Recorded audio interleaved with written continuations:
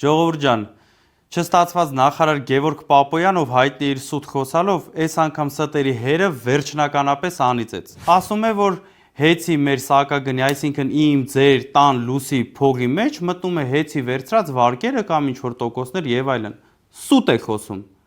Ուղղակի սուտ։ Ժողովուրդ ջան, ուրեմն կա մեթոդիկա պետության կողմից սահմանված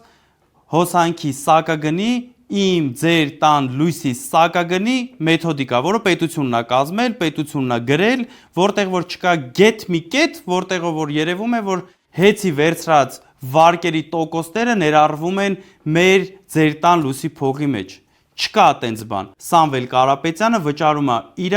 միջոցներից, իր գրպանից։ Այսքանը ֆիքսեցինք։ Բայց այս երիտասարդի նմանների այդ փոքրիկ խմբակի մեր վզին բերած 13 միլիարդ դոլար պարտքը վճարելու եմ ես, իմ երեխեքը, դուք ու ձեր երեխեքը։ Էդ էլ ֆիքսեք։ 2016 թվականից մինչ օրս 200 միլիարդից ավել ներդրում Սամվել Կարապետյանը արել է կործանման եզրին կանգնած հեծը ոտքի կանգնեցնելու համար։ Ժողովուրդ ջան, հաջորդ հարցը։ Ուրեմն այս տղան ինչ է ասում։ Ասում է 6.4 միլիարդ վերցրել են, անտոկոս տվել են մի այլ կազմակերպության, հետո հետ են վերցրել։ Ուրեմն տեսեք ոնց է։ 6.4 միլիարդ դրամ հեծը տվել է իր մայր սեփականատեր կազմակերպությանը։ Իր սեփականատեր կազմակերպությանը 1 ամսով անտոկոս տվել է, հետո հետ է վերադարձրել։ Եվ ինչ եղավ։ Ոչ մի բան, ոչ ին վրա ազդեց, ոչ ձեր վրա ազդեց, ոչ հեծի որևիցե ինչ որ մի բանի վրա ազդեց։ Տղա ջան, դու ոնց որ ոչ տնտեսագիտությունից,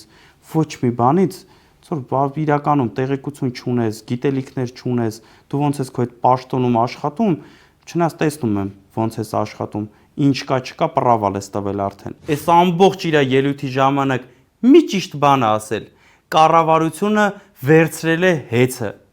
Միակ ճիշտ բառը, որ դու ասել ես։ Դա եղել է քաղաքական պատվեր, որը որ կատարել եք։ Թալանչին ու կողոպտողը հենց դուք եք, ձեր թազա հարստացածներով, պետական բյուջեն կերածներով, պետական պարտքը շատացրողներով, դու ավելի լավ էր մնայր գոտիդ ծախեր, այդ գործը նորմալ է իրանում։ Մենք հիմա այսքան պետական պարտք վզներից չէինք ունենա։ Ու մեկ էլ այդ տղան խոսում է, թե ում այդքան փող տան, բիզնես չի անի, գործարան չի կառուցի։ Դու ինչ ունես արած, դու ինչ կարաս անես, այո, մենք կառուցել ենք գործարաններ, այո, մենք ստեղծել ենք աշխատատեղեր, փառք Աստծո, մեր մոտ շատ լավ ստացվում է։ Անցած անգամ էլ ձեզ խնդրեցի, ասեցի, այս կես տարին ոչ մի բան մի արեք, էլ մի քանդեք, մենք կգանք, կկառուցենք ու կզարգացնենք մեր պետությունը։ Այս 7 տարին քանդել եք, 6 ամիս համբեր եք, ոչ մի բան մի արեք։ Ժողովուրդ ջան, հիմա դուք ասեք, ինչ է կոչվում այն մարդը, ով մեղադրում է արդար մարդուն ու գիտի, որ սուտ է խոսում։ Հասկանում եմ, բայց խնդրում եմ առանց հայհոյանքների։ Չի ֆայմել գոնե ճանապարհին զանգին Մեսրոպին ՀՑԿՀ-ի, գոնե մի երկու հատ հարց տար, այդքան խայտարակ չլիներ։